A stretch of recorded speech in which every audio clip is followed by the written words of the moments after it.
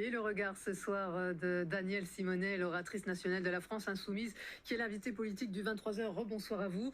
Avant de parler en détail de ces mesures qu'on vient d'entendre, votre avis sur la motion de rejet qu'a déjà mis en place Jean-Luc Mélenchon à la tribune. C'est pas trop tard? À quoi ça va servir cette motion de rejet? Alors d'abord, moi je voudrais vraiment remercier et féliciter le travail merveilleux des 17 parlementaires du groupe France Insoumise qui n'ont pas cessé à l'Assemblée nationale de mener la bataille contre ce pass sanitaire, parce que la situation est extrêmement grave. Il faut bien se rendre compte que quand Macron, tout seul, décide, en sortant d'un conseil de défense, d'imposer ce pass sanitaire, c'est vraiment l'ensemble de la République qui le détricote. Et il impose finalement une société du contrôle généralisé. C'est extrêmement grave. D'abord, d'un point de vue sanitaire, c'est extrêmement problématique. L'Organisation mondiale de la santé, qui quand même maîtrise bien mieux ces questions-là que ce gouvernement, qui visiblement se prétend plus intelligent qu'eux, estime qu'il vaut mieux convaincre que contraindre. Donc pour l'OMS, c'est une absurdité que d'imposer l'obligation vaccinale. Or, avec le pass sanitaire, on impose l'obligation vaccinale, au lieu de chercher à convaincre. Alors, du coup, Et là, on demande à tout un tas de restaurateurs, d'hôteliers, de devenir finalement ceux qui vont contrôler une société qu'on va diviser en deux, le peuple qu'on va diviser en deux, entre les bons vaccinés et les mauvais vaccinés. Alors du coup, je vais peut-être encore plus vous fâcher, puisque je vais vous citer Olivier Véran ce soir, qui à la tribune lui aussi a pris la parole. L'adoption du pass sanitaire est la meilleure réponse à ceux qui parlent de dictature, c'est ce qu'il a déclaré, donc le ministre de la Santé, qui a parlé d'union et d'unité nationale. Alors écoutez, monsieur Véran, il y a peu, disait au contraire que pour lui c'était une question de principe d'être opposé à toute instauration d'un pass sanitaire qui s'imposerait aussi dans les activités quotidiennes. Donc ce gouvernement n'arrête pas de se dédire.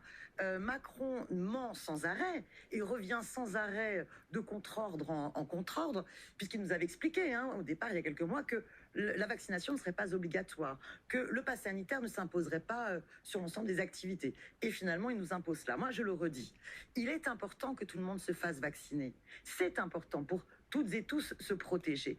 Mais par contre, je souhaite que dans notre société, les questions sanitaires se fassent par la conviction. C'est extrêmement important. Or, c'est toute la confiance dans ce gouvernement qui a été ébranlée, vu les mensonges et vu tout le mépris qu'il a pu avoir. Vous pensez donc que le mouvement de protestation qu'on a vu ces 2 week-ends consécutifs, qui a pris de l'ampleur d'ailleurs samedi dernier, avec plus de 160 000 personnes dans les rues, va encore prendre de l'ampleur? C'est-à-dire qu'on va avoir un nouveau mouvement qui s'apparenterait à celui des Gilets jaunes?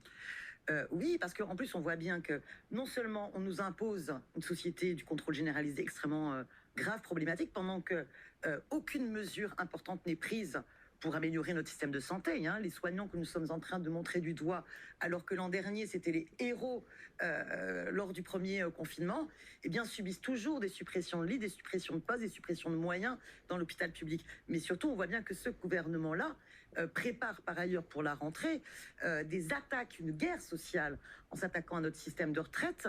Donc la tension va être très vive.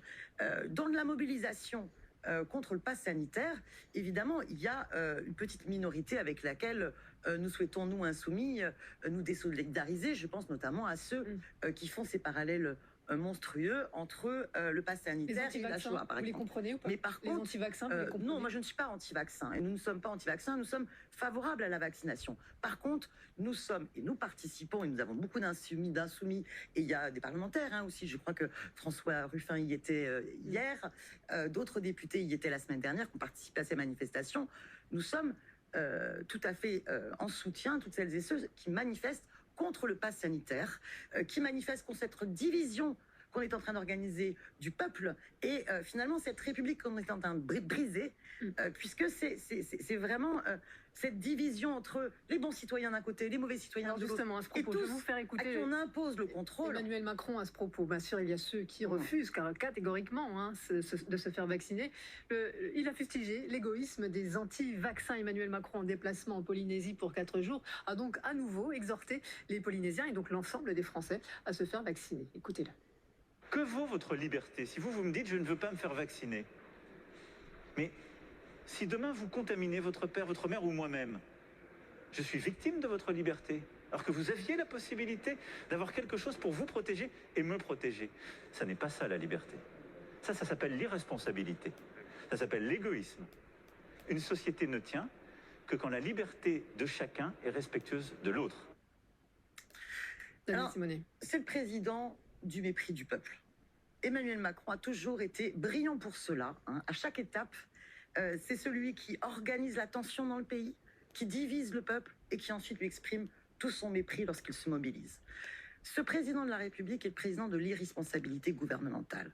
Parce qu'à chaque étape de la crise sanitaire, il a été le président qui n'a pris aucune mesure à la hauteur de l'anticipation et de la planification sanitaire. Vous avez vu la catastrophe sur les masques, les mensonges sur les masques, sur les tests. Et là, avec cette imposition du pass sanitaire, est-ce qu'il y a une stratégie véritable à la hauteur pour aller justement vers les publics qui aujourd'hui sont les plus éloignés de la politique vaccinale? La fracture On sait vaccinale, la fracture sociale. On sait pertinemment que les populations les plus précaires, par exemple, sont les moins vaccinées. Il y a des choses qui ont été mises en place, vous ne pouvez pas le nier, sur les centres de vaccination au sein des centres commerciaux, notamment. Je vais mettre les gens devant des plein de petites communes sont toujours en attente. Plein de petites communes sont toujours en attente de leur centre de vaccination parce qu'on a privilégié les grands méga centres de vaccination au mépris d'un maillage sur le territoire, au mépris d'une stratégie politique d'aller vers les publics les plus éloignés et qui subissent cette fracture sociale, sanitaire, médicale. Qu'est-ce qu'il faut faire dans ce sens alors? Écoutez, il faut d'abord redonner les moyens à l'hôpital public, à la santé, pour faire en sorte qu'il y ait une véritable égalité sur le territoire dans l'accès aux soins. Et puis, il parlait de la liberté et il fustigeait ceux qui refusent de se vacciner. Mais il met en place une obligation vaccinale pour les soignants, mais par contre, il ne met pas d'obligation vaccinale, par exemple, pour les policiers. Pourquoi ? Les policiers sont aussi en contact avec la population. Et regardez, qui va contrôler le pass sanitaire? Les policiers. Ils mettent en place, par exemple, dans la mesure pass sanitaire, vous aviez une mesure sur l'isolement. Ce gouvernement n'a jamais voulu entendre les propositions de la France Insoumise, qui étaient de dire, mais il faut faire des propositions d'isolement. Moi, dans le 20e, j'ai rencontré pas mal de familles qui sont en suroccupation dans leur foyer. Comment voulez-vous absolument respecter l'isolement quand vous êtes en suroccupation dans un tout petit logement? Le mal-logement est une véritable problématique. Aucune mesure n'est faite. Mais on va imposer l'isolement avec des peines d'amende hallucinantes au lieu de faire en sorte de répondre. Et puis, il se moquait sur la 4e vague quand M. Mélenchon annonçait qu'on allait risquer une 4e vague. Elle va arriver, cette 4e vague. Et on n'a toujours pas de société par le roulement. On n'a toujours pas de mesures à la hauteur pour anticiper cette 4e vague. Le regard sur l'actualité de Daniel Simonet, oratrice nationale de la France Insoumise. Merci beaucoup de votre intervention.